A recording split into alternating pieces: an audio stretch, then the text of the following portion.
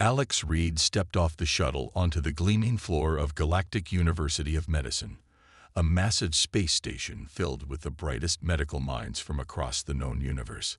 His stomach churned, partly from the artificial gravity adjustment, and partly from nerves. As the first human ever admitted to this prestigious institution, all eyes would be on him. "Welcome, Earth representative," chirped a hovering drone. "Please proceed to Orientation Chamber 5. Alex followed the small machine, acutely aware of the strange looks from passing aliens. Some had too many limbs, others seemed to float rather than walk, and a few appeared to be made of substances that shouldn't be alive at all. He squared his shoulders and tried to look confident. The orientation chamber was filled with new students of various species. A being made entirely of shimmering blue jelly oozed toward him, extending what appeared to be a pseudopod. "Greetings, Deathworlder. I am Plix," it bubbled. "I have never met a solid carbon-based life form from a high-gravity planet before." Alex shook the offered appendage, surprised by its firm grip. "Nice to meet you. I'm Alex." "A Deathworlder," exclaimed a tall insect-like creature, compound eyes reflecting Alex's image back at him. "Is it true humans can survive radiation levels that would kill most species?" "Well, we're not exactly immune to radiation," Alex began, but was interrupted by a crystalline being who sparkled with every movement. "I heard they drink poison for pleasure," the crystal creature said, its voice tinkling like wind chimes. "And they intentionally expose themselves to harmful solar radiation to change their outer coloration." Alex sighed. "We call it alcohol and sunbathing. And yes, in moderation, neither will kill us." A gaseous professor floated into the room, instantly silencing the curious chatter. Professor Mist was one of the most respected medical minds in the galaxy, a swirling cloud of purple vapor contained within a specialized environmental field. "Students, welcome to Galactic Medicine 101, the vapor cloud announced. "Here, you will learn healing techniques applicable to all known sentient species." The professor's vapor tendrils expanded as it continued. "We have a unique addition this cycle, our first human student from classification, Deathworld." All eyes turned to Alex again. "Humans have developed their medical practices in isolation on a hostile planet," Professor Mist continued. "Their techniques may seem primitive, but we must remember that different environments demand different solutions." Alex felt his face grow hot. Primitive. Earth medicine had advanced significantly in the past century. They cured most cancers, reversed aging, and perfected organ replacement. How was that primitive? The class moved to a laboratory where holographic anatomies of various species floated above examination tables. Professor Mist demonstrated gentle, non-invasive treatments using light fields and molecular restructuring. "Now, practice on your lab partners," the professor instructed. Alex was paired with Plix, the jelly-like being. "I will go first," Plix offered, extending a tendril toward Alex's forehead. "This is a basic cellular harmonization technique." A pleasant tingling sensation spread across Alex's skin. "Your turn," Plix said. Alex froze. None of the techniques he knew would work on a gelatinous life form. He reached for a medical scanner. "No instruments yet," Professor Mist corrected, hovering nearby. "First, establish connection through touch." "But I don't know how to." "Precisely why you are here to learn, human. Your species relies too heavily on invasive procedures and external tools." Several students made sounds that Alex interpreted as the alien equivalent of snickering. "Is it true humans cut each other open to perform medicine?" asked the insect-like student, mandibles clicking. "Sometimes surgery is necessary," Alex defended. "Barbaric," whispered the crystal being. Professor Mist's vapor form contracted slightly. "Different approaches for different worlds. Let us not judge before understanding." Alex spent the rest of the class struggling to master the basics of non-invasive treatment. By the end, he felt frustrated and out of place. As the students filed out, he wondered if coming here had been a mistake. What he didn't know was that his primitive medical knowledge would soon prove more valuable than anyone could have imagined. The next few weeks proved challenging for Alex. Each day brought new lessons in medical techniques he had never imagined possible. The alien students manipulated energy fields and molecular structures with an ease that made him feel clumsy and primitive by comparison. During one practical session, Alex watched as Glimmer, the crystalline being, healed a minor fracture in another student by harmonizing their vibrational frequencies. No tools, no physical contact, just a perfect resonance that encouraged the damaged structures to reform. Human. Professor Mist called, vapor tendrils swirling with what Alex had learned to recognize as impatience. Your turn to demonstrate cellular regeneration. Alex stepped forward nervously. His patient was Tick, the insect-like student who needed a damaged sensory antenna repaired. I'm not sure how to approach this without tools, Alex admitted. Always with the tools, sighed Professor Mist. Very well, you may use basic implements, but try to understand the underlying principle. Alex carefully examined Tick's antenna under a microscope, then applied a growth-stimulating gel he'd modified based on recent lessons. Primitive, but effective enough. Professor Mist conceded as the antenna began to heal. Though your method introduces foreign substances rather than working with the body's natural processes. Later that day, Alex sat alone in the dining hall, pushing unfamiliar food around his plate. A shadow fell across the table as Plix oozed into the seat opposite him. You seem troubled, Plix observed, body rippling with concern. I feel like I don't belong here, Alex confessed. Everything I know about medicine seems wrong by your standards. Different, not wrong, Plix corrected. Though I admit I cannot understand how your species survived using such forceful methods. Alex looked up. What do you mean? We accessed your medical database. Your emergency techniques involved breaking rib cages, puncturing throats, and restricting blood flow. It seems more like torture than healing. Those are extreme measures for life-threatening situations, Alex explained, suddenly defensive. CPR might break ribs, but it keeps blood flowing when the heart stops. A tourniquet might damage tissue, but it prevents someone from bleeding to death. Tick chittered as he joined them. We discussed your emergency medicine in our evolutionary biology class. The professor said such brutal methods evolved because humans live in such a hostile environment.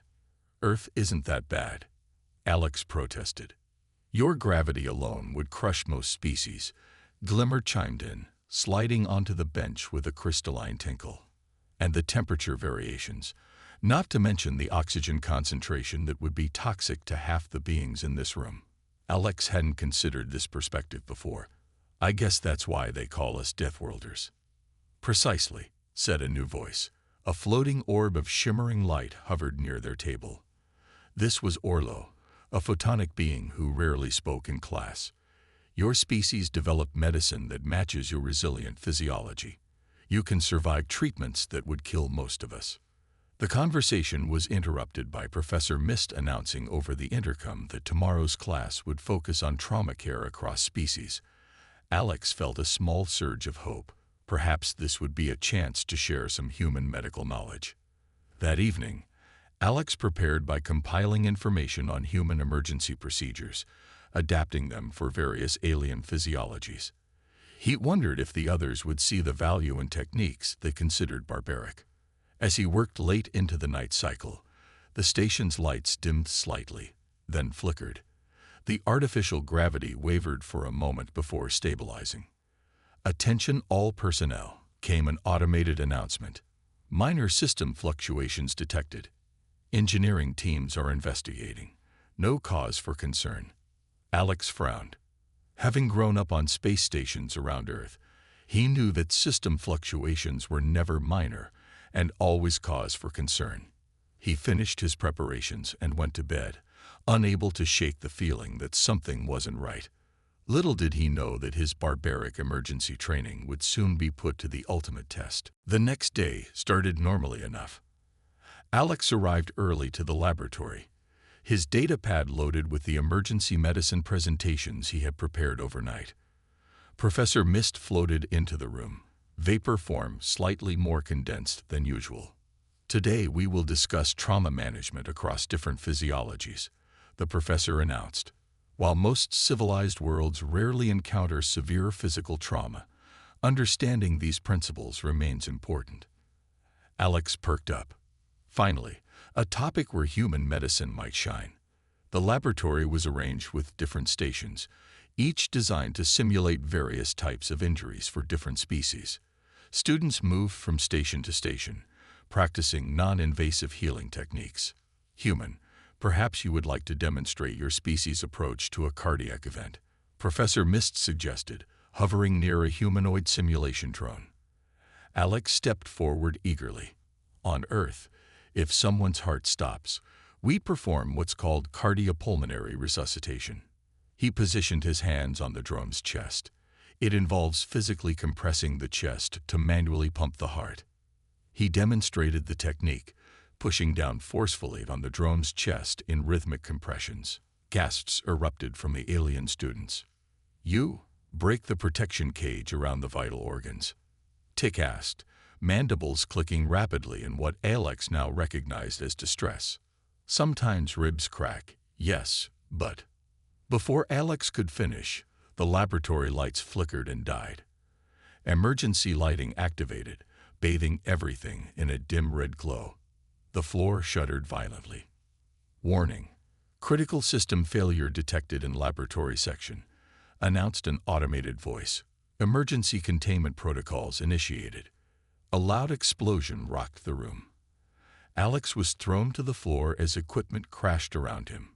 Through the chaos, he saw the reinforced doors slam shut, sealing them inside.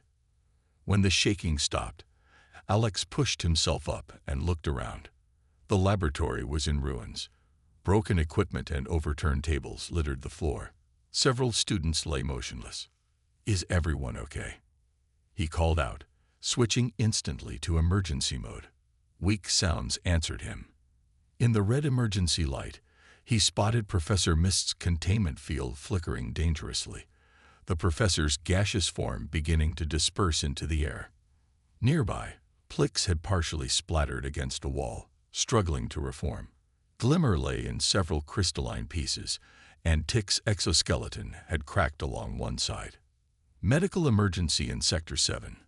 Alex shouted into his communicator. "We need help." Only static answered. The communications were down. "Station damage assessment in progress," the automated system informed them. "Medical response teams currently unable to access Laboratory Sector 7 due to structural damage. Estimated time to access, 2 hours. 2 hours. Alex looked at his injured classmates. Many of them wouldn't last that long without help. "We need to help each other," he announced, taking charge. "Who can move?" A few students raised appendages or signaled. Alex quickly assigned them tasks, setting up a triage area in the clearest part of the room. "Orlo, your photonic structure seems intact. Can you provide better light?" The light being brightened, illuminating the makeshift medical area. Alex rushed to Plix first, whose gelatinous body was losing cohesion rapidly. "Plix is going into cellular collapse," he muttered, thinking quickly. He grabbed a container of protein solution from a damaged storage unit. "This might help restore your membrane integrity." "That is not approved for internal use," Plix bubbled weakly. "It's either this or you continue to lose cohesion," Alex said firmly. "Do you consent?" After a moment's hesitation, Plix gave what approximated a nod. Alex carefully applied the solution along the edges of Plix's form. The effect was immediate. The jelly-like being's outer membrane began to stabilize. Next, he moved to Tick, whose exoskeleton crack was leaking vital fluids. "I need to seal this breach," Alex said, grabbing a molecular bonding agent. "This will hurt." "Invasive procedure not necessary," Tick shuddered weakly. "Just need time to heal." "There's no time," Alex insisted, already preparing the bonding agent. You're losing too much fluid. Trust me. As Alex began emergency treatment on his classmates, using methods that seemed brutal but effective, the remaining mobile students watched with a mixture of horror and growing fascination. They had never seen medicine practiced this way before. Direct, physical, immediate. And they had yet to see just how far a Deathworlder would go to save lives. After stabilizing Tick's exoskeleton with the bonding agent, Alex moved quickly to the next patient. Glimmer lay shattered into several crystalline pieces, light pulsing weakly between the fragments. "Glimmer, can you hear me?" Alex asked, kneeling beside the scattered pieces. A faint shimmer answered him. "Yes, but my consciousness is fragmenting." Alex had no idea how to treat a crystalline being, but he remembered something from xenobiology class. Your species can reintegrate if the pieces are brought into proper alignment, right? Correct, but requires precise frequency. Alex looked around desperately and spotted a sonic calibrator among the scattered equipment. He grabbed it and adjusted the settings based on what he remembered about Glimmer's crystalline resonance. "This might feel strange," he warned, carefully arranging the largest crystal fragments and activating the device. The sonic waves pulsed through the crystals, causing them to vibrate subtly. Slowly, the pieces began to draw together, edges aligning and fusing. Several students gathered around, watching in fascination. "It's working," whispered Orlo, light form dimming slightly in what seemed like surprise. Alex continued working, his hands steady despite the pressure. Sweat beaded on his forehead as he meticulously positioned each fragment, adjusting the frequency as needed. Meanwhile, other mobile students were helping where they could, following Alex's instructions. A plant-based student named Root was helping Plix complete their cellular reintegration, while others were clearing debris and checking for additional injured classmates. "Alex," called Root suddenly. "There's someone trapped under that collapsed storage unit." Alex rushed over to find a small aquatic student named Bubble trapped beneath heavy equipment, their water-filled environment suit cracked and leaking. The student was gasping, their gill structures exposed to air. "We need to lift this off them now," Alex ordered. "Get on the other side and push when I count to 3. Together with 2 other students, Alex heaved the storage unit up just enough for Root to pull Bubble free. The aquatic student's suit was badly damaged, with water rapidly escaping. "Their environment will collapse in minutes," said Root anxiously. Alex scanned the room and spotted an intact specimen container. "That will have to do. Help me get them inside." Working quickly, Alex transferred Bubble to the container, then looked for a way to replenish the water supply. He spotted a coolant line that had been severed in the explosion. "This isn't ideal, but it's clean enough," he muttered, diverting some of the coolant fluid into the container. The mineral composition is similar to their home waters. Bubble's gill flaps opened wider, taking in the improvised environment, and their color slowly improved. Next, Alex turned his attention to several students with less severe injuries, applying pressure to stop unusual fluids from leaking, constructing splints from broken equipment, and using fabric torn from his own uniform to create bandages. Some of his methods looked brutal, especially when he had to physically manipulate injured limbs or apply substances directly to wounds, but each action was calculated for the specific physiology he was treating. One of the floating orb students approached him hesitantly. "Human. Alex, Professor Mist's containment field is failing completely." Alex rushed to where the professor lay. The specially designed field that kept the gaseous being's conscious particles together was flickering badly, and wisps of purple vapor were escaping into the air with each flicker. "Professor, your containment is breaking down," Alex said urgently. "I need to transfer you to something more stable." A weak voice emerged from the vapor cloud. "Impossible. Specific parameters." Alex examined the damaged field generator. The power cell is ruptured, but the emitter is still functional. He looked around and spotted a portable force field generator used for hazardous materials. "This isn't designed for consciousness containment," "But I can modify it," he said, already working to adjust the settings. "It will be uncomfortable, but it should keep you cohesive until help arrives." "Too dangerous," the professor protested weakly. "More dangerous than dispersing completely?" Alex asked, hands moving swiftly as he reconfigured the device. "I need your consent, Professor." After a moment's hesitation, the vapor cloud pulsed once in agreement. Alex took a deep breath. What he was about to do was risky, but he saw no alternative. The remaining students gathered around, watching as the human prepared to attempt something they would have considered impossible and horrifically invasive. Just hours before, Alex positioned the modified force field generator beside Professor Mist's failing containment unit. The professor's gaseous form was becoming more diffused by the second, conscious particles drifting apart as the containment field flickered. "I need to create a transfer corridor between the two fields," Alex explained to the watching students. "Once it's established, I'll have to compress Professor Mist's form to fit the new containment parameters." Compression. Orlo's light form pulsed with alarm. "That's extremely painful for gaseous beings. Their consciousness is distributed throughout their form. It's either temporary pain or permanent dispersal," Alex said grimly. "I don't see another option." He worked quickly, stripping parts from damaged equipment to build a makeshift transfer corridor, a tube-like structure that would connect the two containment fields. His hands moved with practiced efficiency despite never having performed this specific procedure before. "Professor, I'm going to begin the transfer," Alex announced. "It will feel uncomfortable."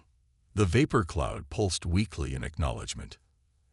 Alex activated the transfer corridor and watched as the professor's purple gas began to flow through it, drawn by the stronger containment field. However, the new container was smaller, requiring the gaseous form to compress. As the compression began, a high-pitched keening sound emanated from the cloud. The alien students backed away, clearly distressed by what appeared to be torture. "You're hurting them," Tick chittered frantically. "It's working, though," Plix observed, their gelatinous form now mostly reintegrated. "The professor's particles are maintaining cohesion."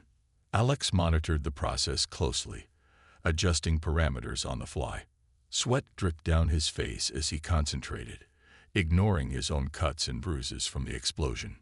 "Almost there," he muttered. "Just a little more." With a final surge, the last of Professor Mist's form transferred into the new containment field. The vapor was now compressed to half its normal volume, swirling agitatedly within the confined space. "Professor, can you hear me?" Alex asked anxiously. For a long moment, there was no response. Then, slowly, the vapor cloud formed into a tighter pattern that Alex recognized as the professor's equivalent of nodding. "Consciousness, intact," came the faint voice. "Uncomfortable, but functioning." A collective sigh of relief passed through the room. Alex checked the field generator's power supply. It would hold until help arrived. With the most critical cases stabilized, Alex turned to assess the rest of the situation. Several students still needed attention, and he organized the mobile ones into a treatment team. "Root, help me check on Bubbles' fluid levels. Orlo, your light can help diagnose internal injuries. Can you scan Glimmer to make sure all crystal fragments are properly aligned?"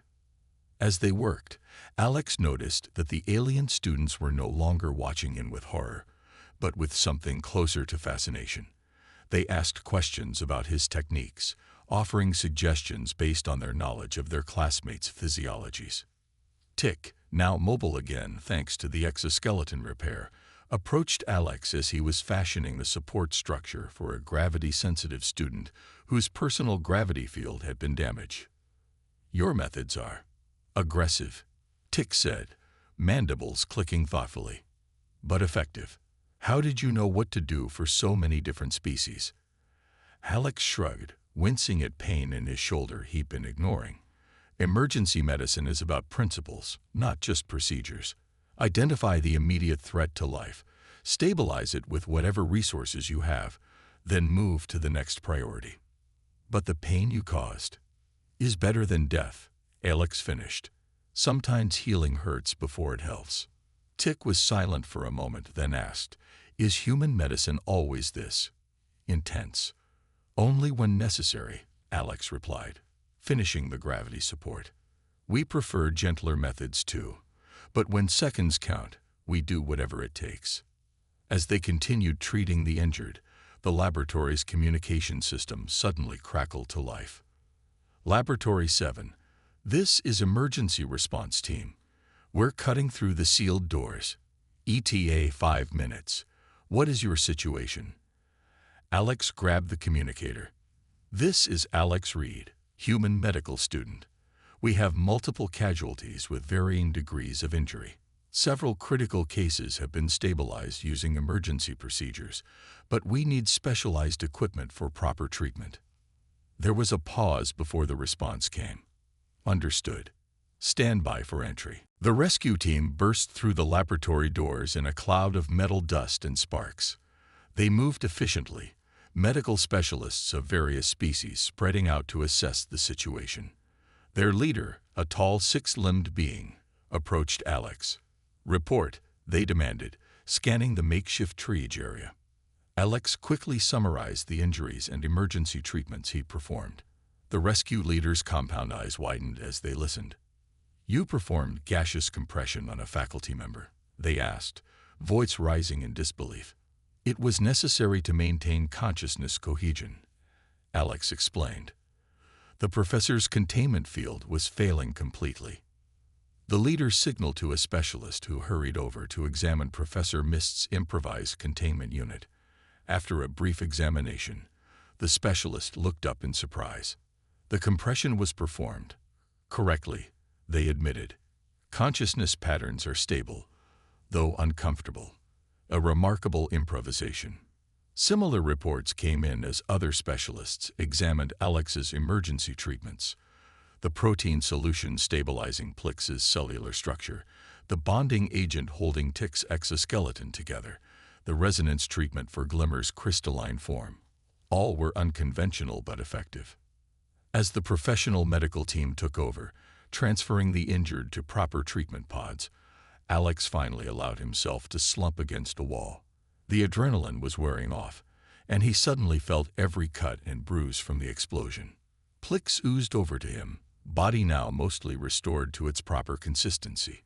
"You saved many lives today," they said, a ripple of what might have been respect moving through their gelatinous form. "I just did what needed to be done," Alex replied tiredly. "What needed to be done?" repeated Orlo, hovering nearby. "Or what a Deathworlder knew how to do." Alex considered this. Maybe both. Over the next few days, as the injured recovered in the medical bay, word spread throughout the station about the human student's actions. The story grew with each telling. How the Deathworlder had performed procedures that would kill most species, how the primitive techniques had saved lives when gentle methods would have been too slow. When Alex finally visited the medical bay to check on his classmates, he found them eager to talk. Even Professor Mist, now restored to a proper containment field, seemed different, the vapor form swirling with what appeared to be curiosity rather than condescension. "Your emergency procedures," the professor began, "while physically traumatic, demonstrate principles I had not fully appreciated." "Thank you, Professor," Alex said, surprised by the admission. "I have been reviewing your Earth medical database more thoroughly," Professor Mist continued. "The evolution of your trauma care is fascinating, born of necessity in a harsh environment." Tick chittered from a nearby bed. "Exoskeleton now properly repaired. I have been thinking about what you said, that sometimes healing must hurt before it helps. This seems contradictory, yet the evidence suggests it is true." "Different environments demand different solutions," Alex said, echoing the professor's words from their first class. Glimmer, now fully reintegrated, sparkled thoughtfully. "Perhaps there is value in understanding both approaches, the gentle and the aggressive."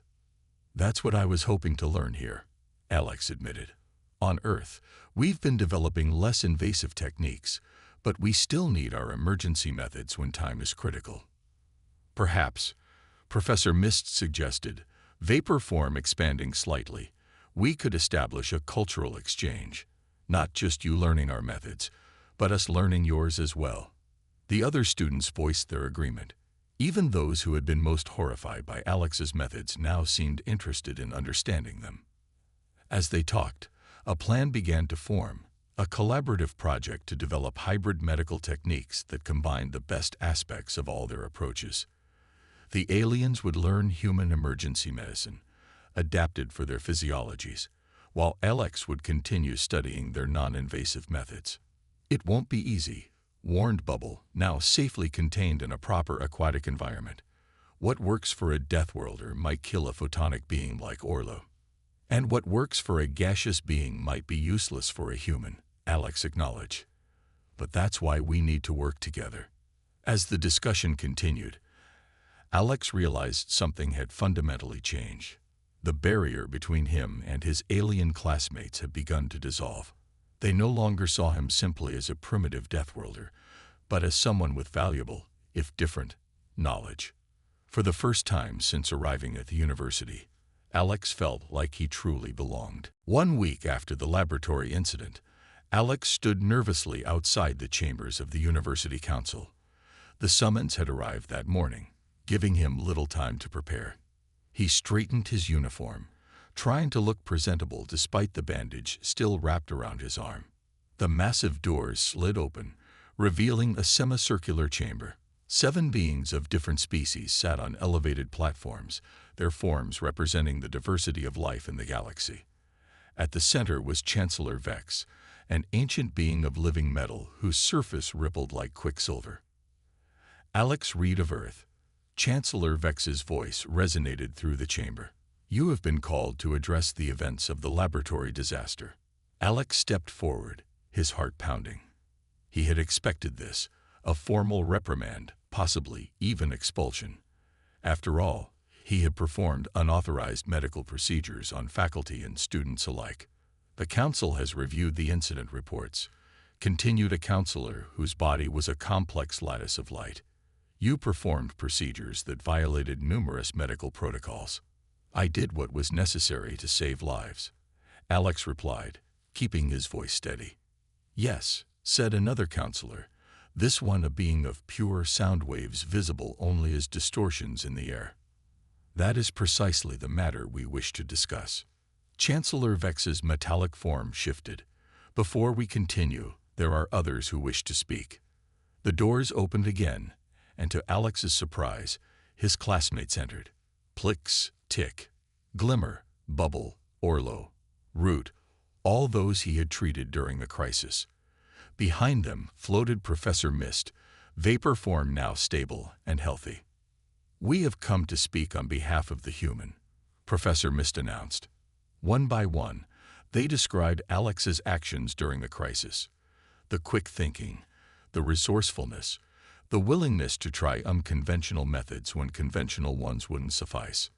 His methods appeared violent, Tick chittered, but they were precisely calculated for each physiology. He caused pain, Glimmer added, crystal form sparkling, but prevented death. Professor Mist moved forward. As the faculty member most directly affected by these procedures, I wish to state that while the compression was extremely uncomfortable, it preserved my consciousness when dispersion seemed inevitable. When they finished, Chancellor Vex turned back to Alex. It seems you have made quite an impression, human.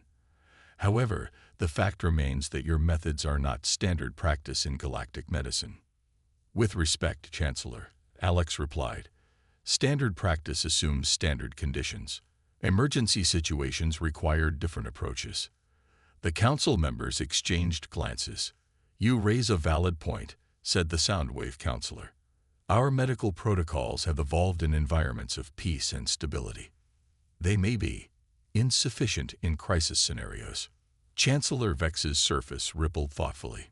Perhaps there is something to be learned from Deathworld medicine after all. The council deliberated briefly, their voices too low for Alex to hear. Finally, Chancellor Vex addressed him again. Alex Reed, the council has reached a decision. Instead of disciplinary action, we propose a new initiative. You will help establish an emergency medicine department at this university, drawing on Earth techniques adapted for different physiologies. Alex stared in disbelief. You want me to teach? To share, corrected the Light Lattice counselor. And to continue learning. This will be a collaborative effort between you, your fellow students, and our faculty. Professor Mist floated forward. I have already volunteered to co-lead this initiative. Your methods, while jarring to our sensibilities, have proven their worth. The realization slowly dawned on Alex. He hadn't just avoided punishment. He'd helped create something new, something that might save countless lives across the galaxy. In the following months, the emergency medicine program took shape. Students from across the university signed up, curious about Deathworld approaches to critical care. Alex taught them human techniques, CPR adapted for various body structures, tourniquets modified for different circulatory systems, emergency surgeries reimagined for alien physiologies. In return, he learned more refined approaches from them, ways to incorporate their gentle techniques into human emergency medicine, making it less traumatic without sacrificing speed or effectiveness. One day, as Alex demonstrated chest compression techniques to a class of fascinated alien students, he caught Professor Mist observing from the doorway. Did you ever imagine your first semester would turn out like this? The professor asked. Alex smiled, looking around at the diverse group of students practicing emergency techniques together. Never, but I'm glad it did.